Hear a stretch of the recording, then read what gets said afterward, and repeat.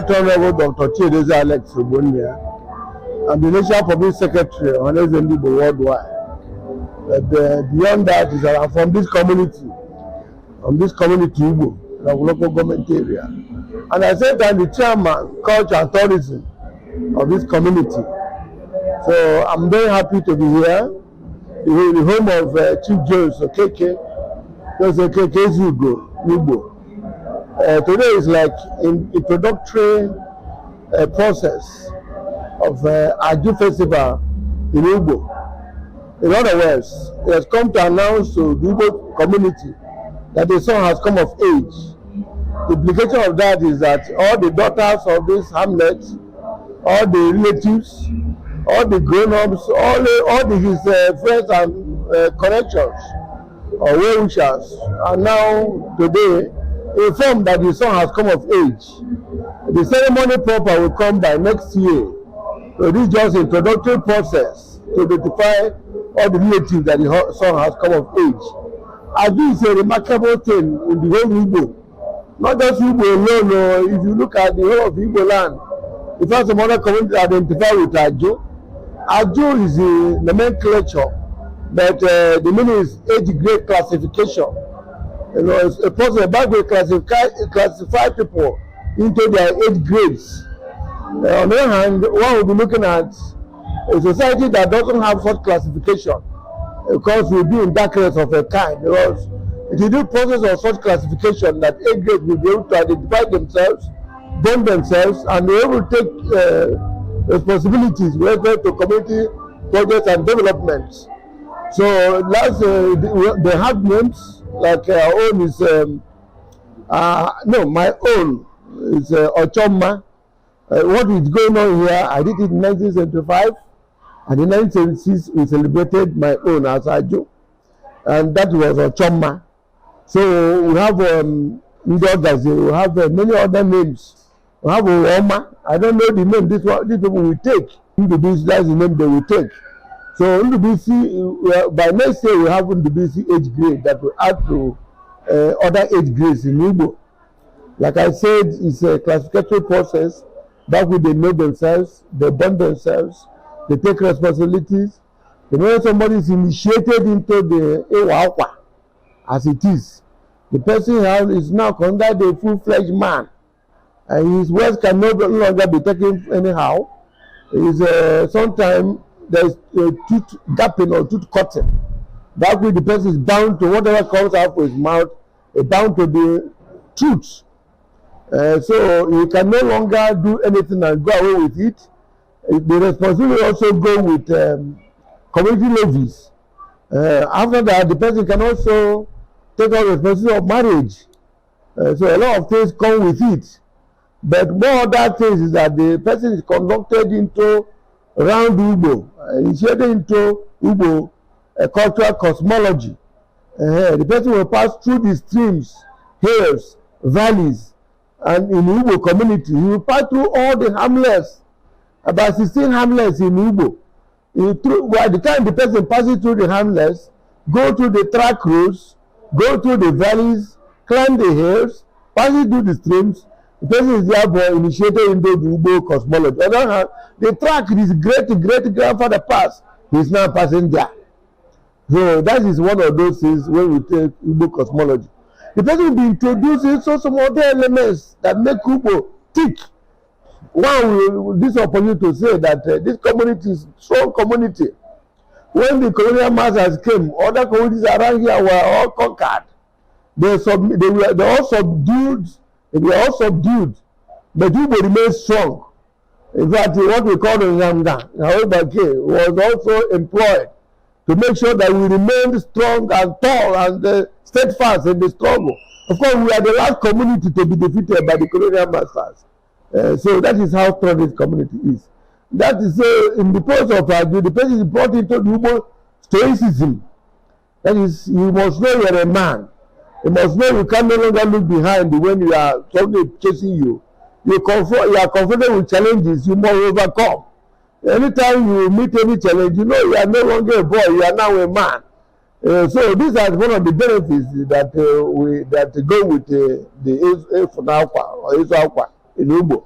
So I want to thank our host, Chief Okeke, Ugbo. Some other people who have stayed in the United States of America and the UK, and the rest of them, they all send messages. Sometimes we don't even hear from them.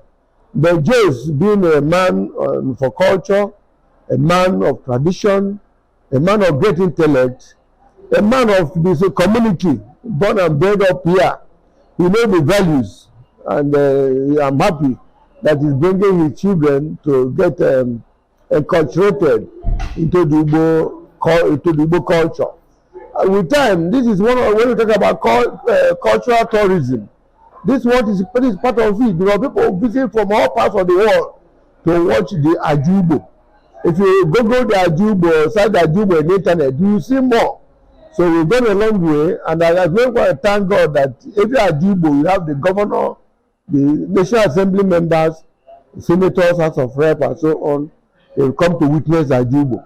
Ugbo has become one of the cultural tourism in this part of the world.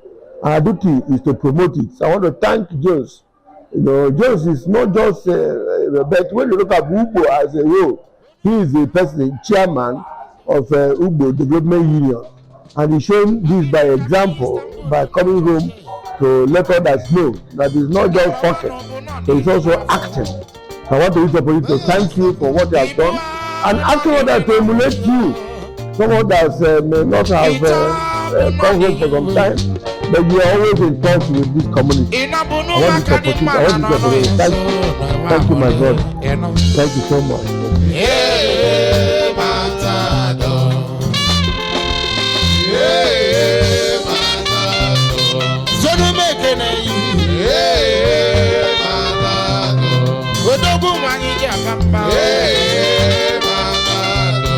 Mascot builders in their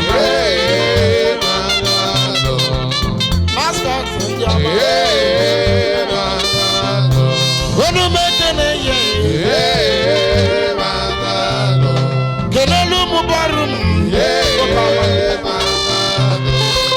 managing director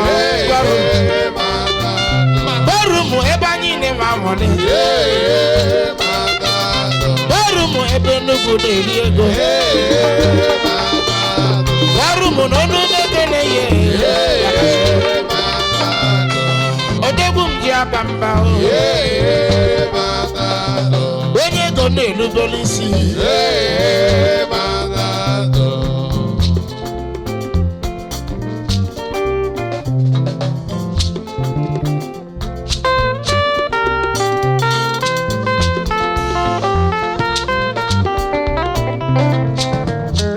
yes, sir.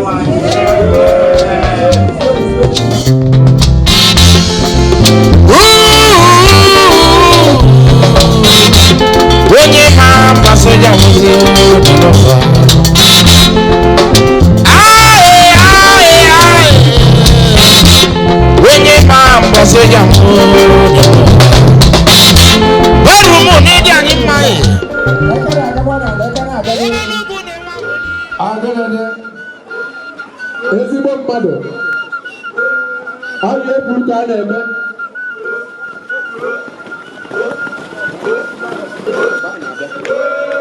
Chinweizuzu Okeke ọ gbakwabe ihe a ndị ojere waya na-agba onye waya iya ọ nwoke na ibe enwe ebe anyị ma nke Chinweizuzu Okeke nwa ya nwoke Chinweizuzu Okeke onye ojii mmadụ ọ dịrị dị ndị kwadaka na amụtara kọwa na aka na amụtara mụtara ihe eme ama mmadụ afụgo na-egbe na obodo oyibo nwayọ osote eme ya hụ mgbanwe anọkwa m n'ụzọ yes ndụbisi age grade aha na ya nwayọ abaka nzamina. Please, can you tell us your name and tell us maybe what you are here for? Like I said, my name is Jones. I'm junior to my dad, and I'm here to celebrate. I was here to celebrate with my age mates, and I'm here to for my sister to have a good time, and family have a good time, and everybody have a good time. Okay. You know, that's what I'm here for. Yeah, just, am I right? Mm-hmm. Please, can you tell us a few things you have experienced since you came back? Maybe seeing your age doing some things. What are your experiences so far? I mean, since I came here last time, everything's been the same. It's not different. It's the same. The only thing different is this, the celebration. We didn't have this last time. Before, we were just helping build the house. Okay. Now we get to celebrate with the house done. Okay. With my sisters and my parents, you know, everybody. So what can you tell us maybe one or two experiences you had while you are in Nigeria here? So one, showing my sister around Abuja, and then coming in Enugu, showing her ShopRite and you know all the new things, you know all the new stuff. She's never been here, so showing her around is good. And my newborn sister, you know, hanging out with her a lot is you know was the other best part about being here. Okay. You know. Okay. So, what can you say to the people all over the world? Oh yeah. So everybody watching this, keep watching. They're doing a good thing. You know, I want everybody to go. You know, stay positive. 2024 just started. So, you know, everybody keep getting your money up, you know, get your business up, and, you know, just make sure you have peace of mind. Because a lot of people can't maintain their peace. So it's good to have that with you. Thank you very much. Mm-hmm. That's just for you. I want you to say a shout out to Big Joe Solution, Big Joe TV. Oh yeah, man. Y'all tap in with Big Joe TV, man. If I do see this later, I'm about to put everybody on, man. Y'all tune in with them, man. They're doing a good thing out here, man. Thank you very much. One more thing. Okay. All the females watching, man. Look, man. I'm not gonna be here, but next time I will, man. Tap in. Tap in, man. I've been working.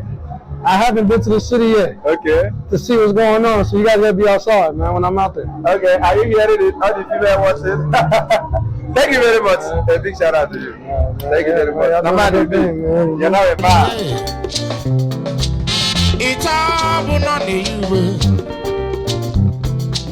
Inabuna money well ni mamuli. Akwena. Yeah, matado. Money well do. Yeah, matado. See you money well. Yeah, matado. Managing director. Yeah, matado. Ebenugu ni meza money. Yeah, matado. Aba police go tiawo. Yeah, matado. Odogwe go ne lo belisi. Yeah, matado.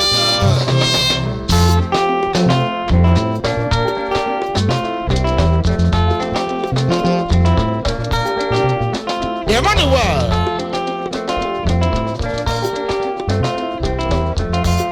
The managing director. Boru me banyi ne ma wole na 042.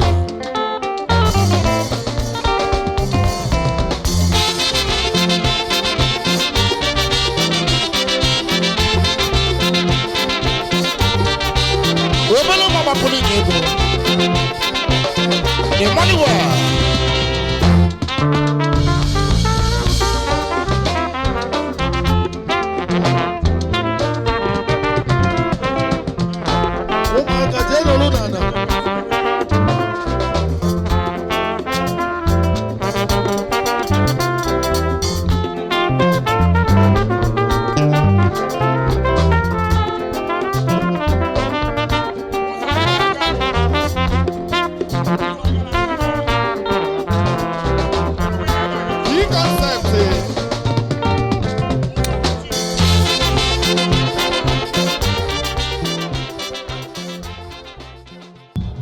ọma biko gwa ya arụ kọwara ya ka ya bụ mmemme si aga. Ọ bụ Oriakụ Jones Ugodibeze n'ụmụ Israel all the way from United States of America. Sorry, I lost my voice. I appreciate our culture. That's the reason why my son must fulfill all the necessary requirements to become a. This shows us he's into the manhood. Iwa Akwa. Obo. Asi mama àwọn ihun pa wata mi lekwa. Mo se si na azimere ego ka nne he ego mba. Nga bia n'ihu. Bia me ya. Ndị eji. Ma ndị ikwu, ma ndị ibe, ma ụmụada, ma ndị inyemuju, onye ọbụla. Ya showa. So obi dị m obi anwụrụ to say that once upon a time such a thing happens. So tata, I may have one, like we call it pre-engagement. So get ready for the next step. That will be in August, hopefully. So obi dị m anwụrụ that na nwa nwoke etozuola ihe eji nwoke eme in our culture. Ịnụ nwanyị, iso kete ụtụ, iso demiti na ụmụnna. I'm so happy. I can't thank God enough. I'm so happy. And for those of you guys who has contributed in one way or the other, who made it to work, I so much love it. I so much appreciate you guys. So I'm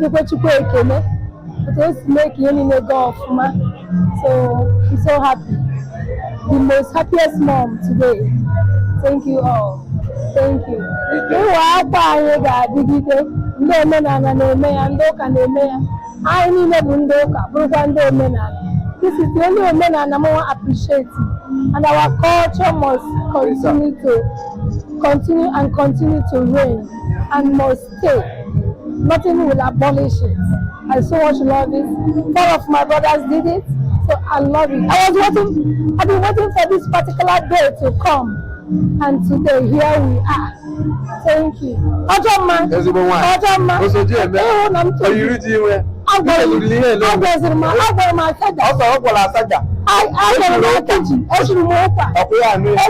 Fried rice. Mama. Jollof rice.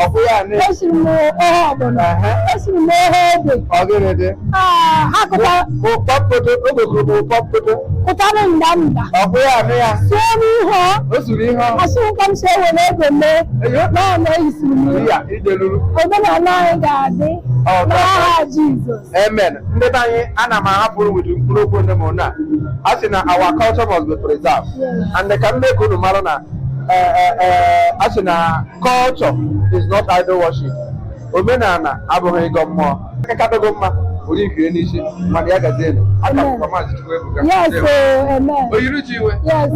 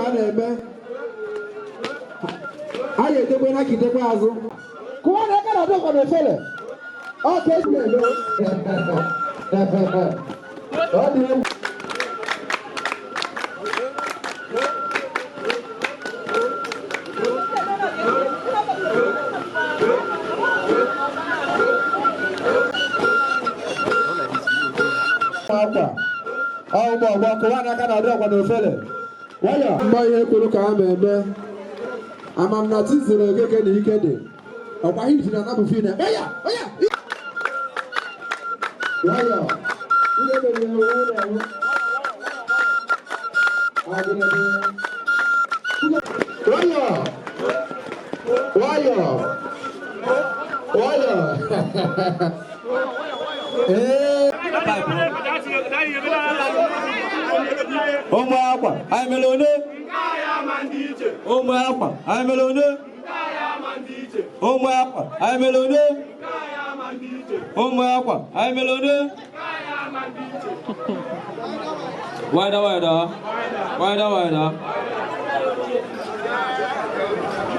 Abala Ebumo.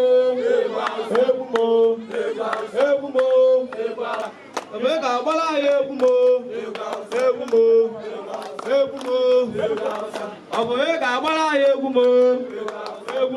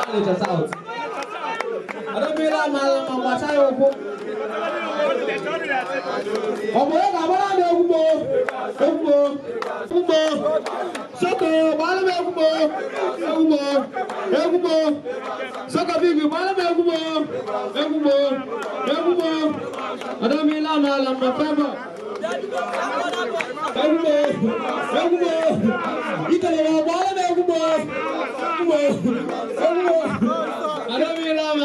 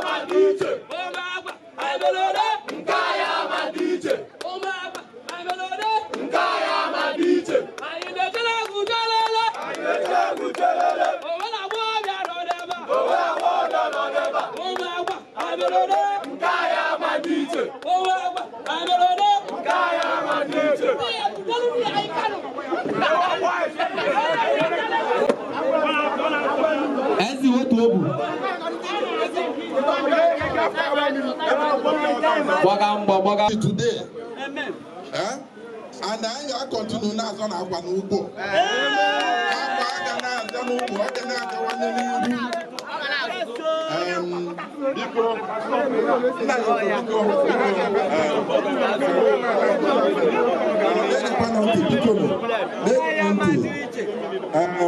Biko, o nwere ife m ga-ayọ ụmụaka na-eto eto ya bụ ndị na-azụ akwa unu n'anya a sị na ọ na-abụ egburu tinyere uru egburu tinyere ọkụkụ.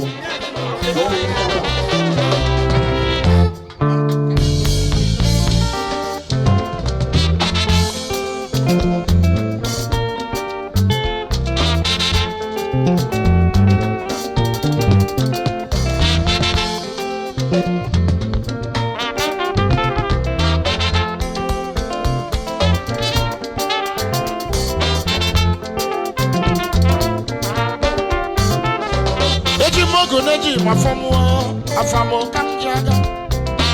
Eji mongu neji mafo afamo kamjaga. Aginiyo kana frono wa we baba no me. Onyega kwa mi fanya frono wa ko we baba no me.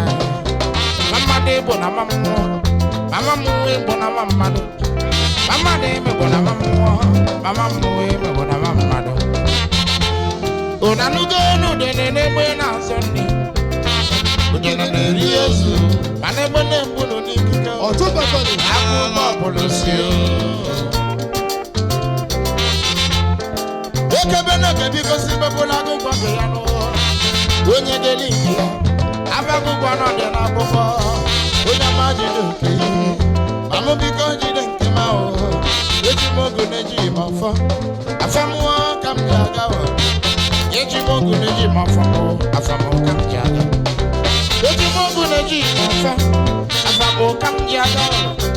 Eji mongu neji mafa, afamo kamjaga. Aginiyo kana frono wa we baba no me.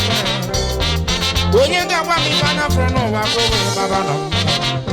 Mama de bona mama mu we bona mama. Mama de me bona mama mu we bona mama. Eji mongu neji mafa, afamo kamjaga.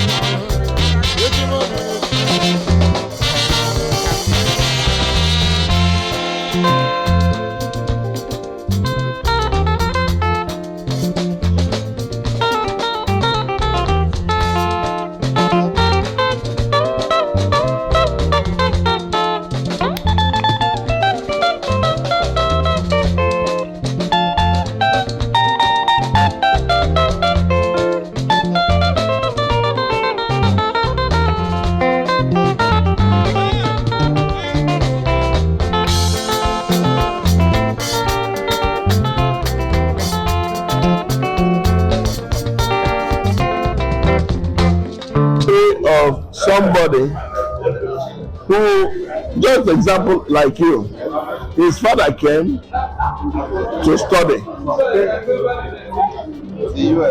and because of study, he got married, had him, and incidentally had to go back to Africa. Fortunately for you, your parents are there to give you sufficient guidance. But the point to make is that it is always good to tell a personal story. Let us say you are going to run for public life tomorrow in America, and you tell them about the age grade system in your village. It's magical. That is what people like to listen to. That is the roots where you are coming from. The roots, the most important thing is that know where you're coming from, the culture, the understanding, and now why you are where you are. By the time you're able to make that difference, you're a different man. Because some people, the difference between you and Black Americans who are not descendants of Africa is that history is absent, is a void. So I want you to get some personal interest. You might not understand it now, but eventually, as you grow up, it will make a lot of meaning to you.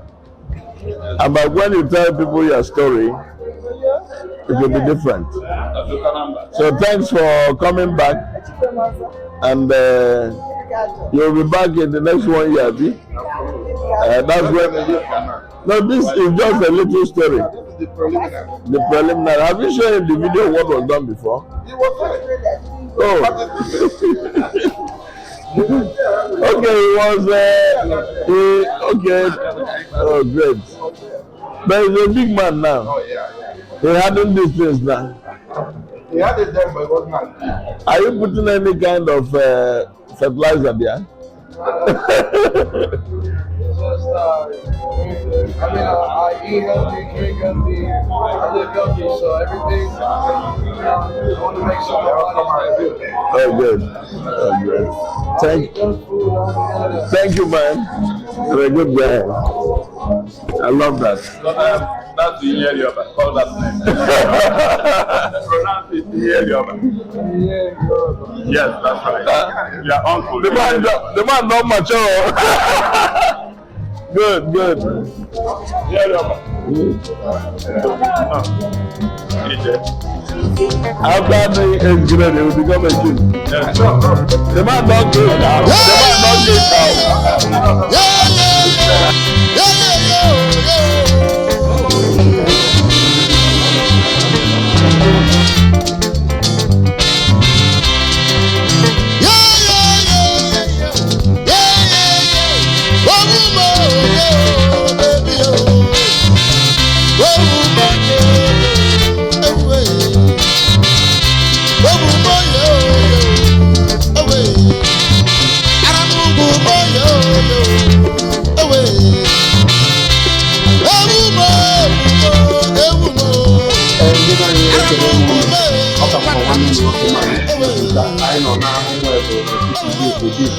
Reporting live from Ugbo solution.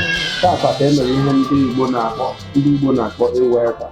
Anyị na-akwado maka Agri Festival ya abịa n'ọgụ. Unu n'anya unu afụ na afụ dị Igbo ogologo ime ya nnukwu mmadụ. Ogbuefi Ugbo nwanne ezigbo mmadụ na be anyị. Anyị anụ ka anyị malụ kọwara anyị ka o si adị. Thank you very much. Thank you very much, sir. Yeah, biko Chukwebuka, the Big Joe solution. I'm making unu. Nke aka ọrụ unu etu unu si wee na-agbasa ozi a wee na-emekwanụ ka obodo na-aga ọfụma. This is one of the things anyị ncha na-promote na-asị ka ọ na-aga ọfụma ka our community will do better and more prosperous. Biko n'ife a na-eme tata n'obi m maọbụ Chief Jones Okeke Ogbuefi Ugbo n'Ugbo. Biko today bụ oge emelụ Iwa Akwa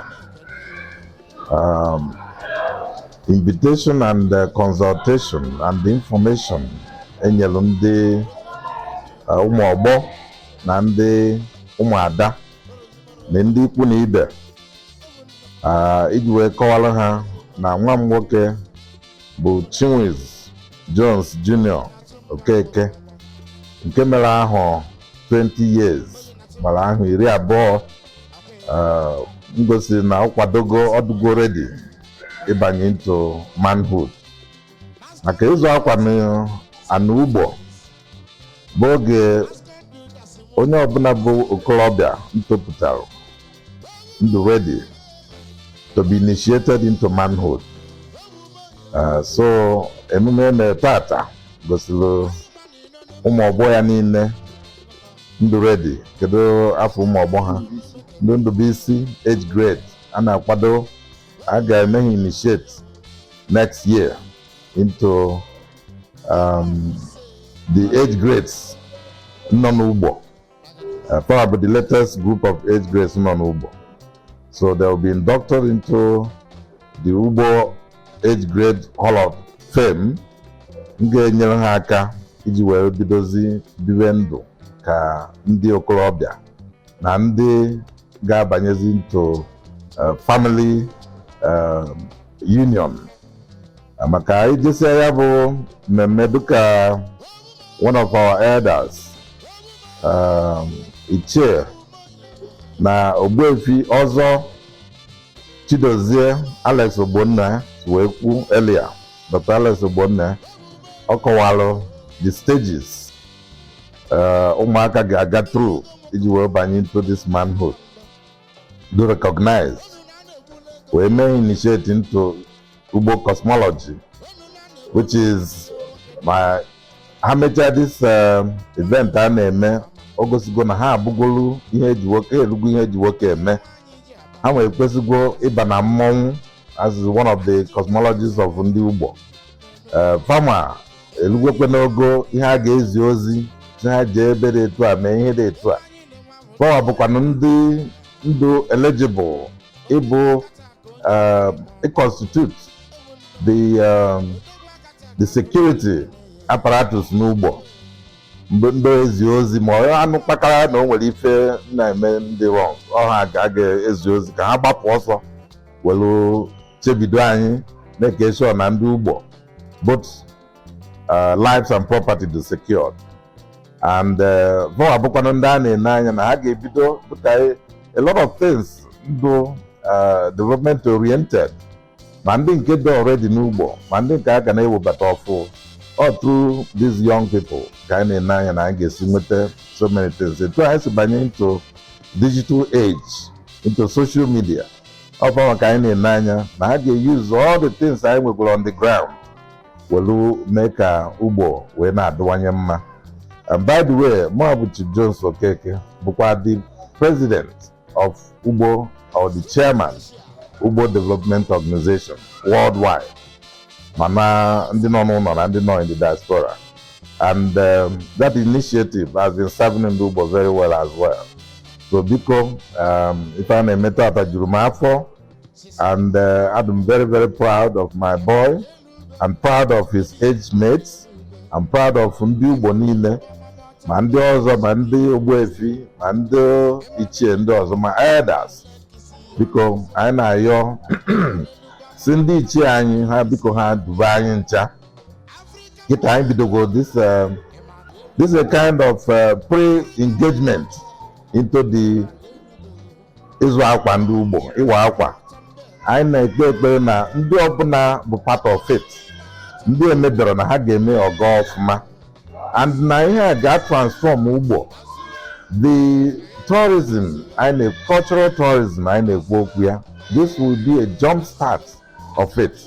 It will jump start it so that a lot of people, our neighbors, the local government, in the Enugu state, in the Nigeria, and even outsiders, ndị ọcha na ndị ọbụla dị iche iche na ha ga-ewe opportunity of ịwa akwa ndị Ugbo, ịzụ akwa n'Ugbo were mara anyị nwa, and ha ga-anabata ya bịakwanụ were the opportunity to invest in Ugbo. A lot of investments, but ndị na-aga currently na ndị aka ga-eweta ọfụ. Anyị chọrọ ka ịwa akwa bụrụ ihe ga-consolidate some of these efforts a na-eme. Because it's a very wonderful thing, and we are hoping that Now, this ceremony today has jump-started a lot of good things about this Iwa Akwa, and Lord God continue to build on this and make our cultural heritage to be a thing of beauty, to be something agejina a mono, and this part of the country and this part of the world. Because ekenemo nurine and ekenemo ndị ọbụla bịalụ ya bụ mmemme na ndị nyere anyị support. And ana m echetakwa onye be m osodieme bụ Lolo Ukeke Okeke maka o so kwado ife a na-eme in kind and in spirit, and ife niile anyị mere nye aka wee kpọkọta ụmụaka. Anytime m kwuru na ụmụaka ga-anata ụlọ ọ na-akwado ya ọfụma, and etu anyị si nata ama mbọ niile ọ gbara to make their stay a very wonderful thing.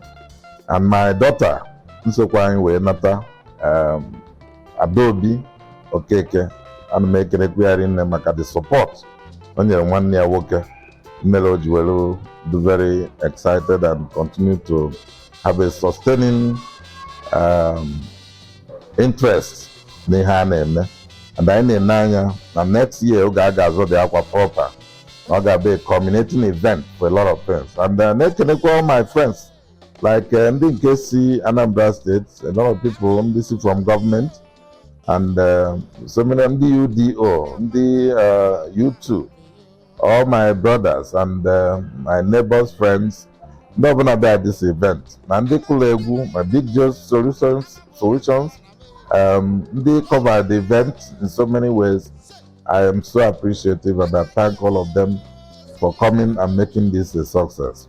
May God bless all of us, and may Ugbo Aju Festival continue to soar, to go higher and higher, because I'm making it, and I'm my sicker. Oduru Ugbo Namma, Oduru Ugbo Namma, Oduru Ugbo Namma.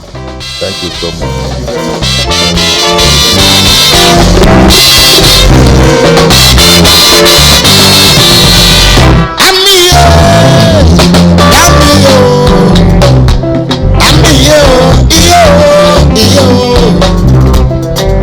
Mana